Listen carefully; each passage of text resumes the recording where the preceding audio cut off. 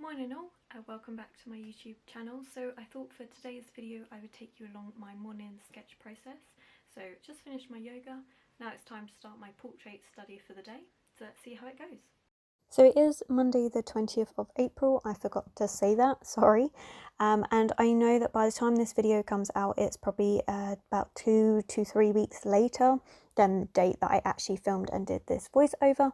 That's simply because I've got so much time at the moment during lockdown where I'm not working my day job to be able to film and edit and get loads of things prepared for in advance so that when I do go back to work, I've still got videos and that to show you. So I'm not going to suddenly be going from 3 videos to decreasing down to 1 video a week. I want to try and maintain 2 videos a week even when I am back at work. So I'm trying to bulk batch up videos so that it's nice ahead of myself. So I give myself some breathing time for when we do all eventually go back to work. Anyway, let's get on to this. So this is day 40 of my 365 portrait challenge. For those that haven't seen my first 30 portrait review video, I do suggest you go watch it just to give you a bit of context, but if you don't want to, then basically these next 30 days I am working on expressions. So day 40 is the 7th day of me doing expressions. I did overlap slightly with the first 30 days. Again, that's all explained in that video if you want to go check it out.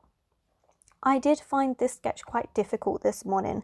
So I was pretty tired. So for those you have again seen my video on the lockdown, how to keep busy in lockdown, you would know that I have a daily schedule of getting up at 8 in the morning and doing my yoga and then getting straight to doing a sketch before I do anything else in the morning, which is why I look like a total mess because I hadn't done anything. I literally just woke up, done my yoga and started sketching, hadn't bothered getting dressed. But I've been quite tired lately, so I didn't actually start sketching till about 9:30 this morning, just because I was just laying in bed because I was so tired. But even with being tired, I actually still found this more difficult than usual, just because I've mentioned it previously, but when I'm filming, especially from the overhead angle, I have to lean further away to be able to sketch. Otherwise, you get my head in the footage, which just isn't that interesting to look at.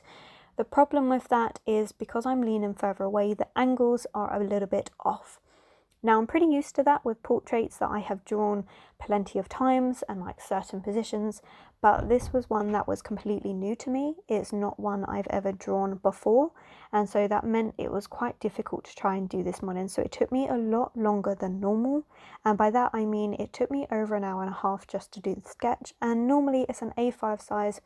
It would take me at most 40 minutes to sketch it out, so I was quite tired, but I did do this angle as a practice and it worked pretty well, so I'm hoping to do another one of these sketch with me morning sessions, but it was mainly from this angle for the sketch because this was a lot easier for me to work from and you can still see it pretty well, so that was quite nice to learn. So at least I've learned that for the next video, but we did eventually get there with this expression and I do quite like it. Okay, so that's the sketch part done. It's time to go have breakfast because I'm genuinely starving, and then we'll do the painting process. A little bit more difficult than what I thought it'd be this morning, but I'm pretty sure I've already spoke about that. So yeah, I'll see you in a second. Okay, so I've had breakfast, made myself look a bit more presentable. Time to finish off this painting.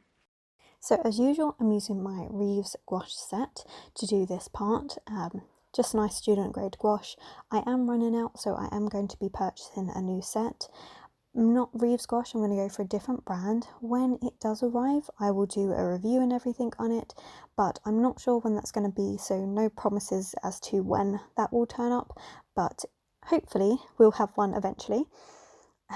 But for actually doing this gouache part, it was really simple to film, mainly because once the sketch is in place, it's basically like having a colouring book and just painting everything in, because I always do pencil marks for where all my shadows need to go. I mean, it's really simple, this part, and it took me about 30 to 40 minutes to do the gouache part, which is great, and that's the time I would expect it to take.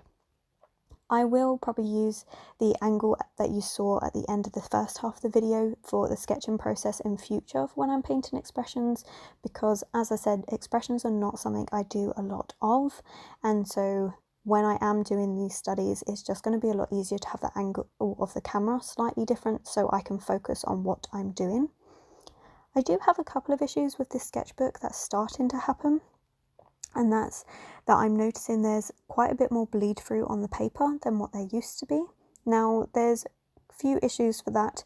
One is when I've got a picture on the other side, it's starting to distort the colours that are already there, which is quite frustrating. And I'm a bit worried about the paper ripping, which I obviously don't want to happen. I could change the medium that I'm using and just work in the Secura paint that you saw me use.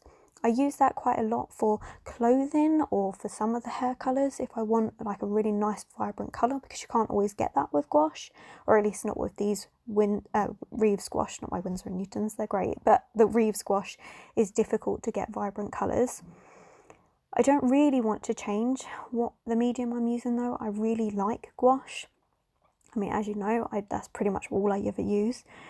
So there's two other options. One would be a bit more patient with my work instead of rushing and just wait for each layer to dry, because I do several layers of skin tones and hair tones, and that's where I'm noticing the bleed through is. On places where there's only a couple of layers, it's absolutely fine. But when I'm starting to get to the 4 layer mark, that's when they're starting to have bleed through on the page, or if I've over saturated my brush in water.